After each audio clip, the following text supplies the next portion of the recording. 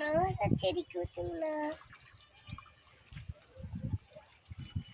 இந்த பூச்செடிக்கு ஊத்துங்க.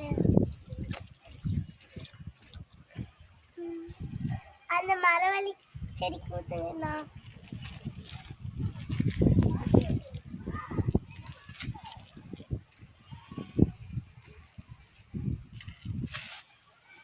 அண்ணா இது கருவேப்பிலைக்கு ஊத்துங்க.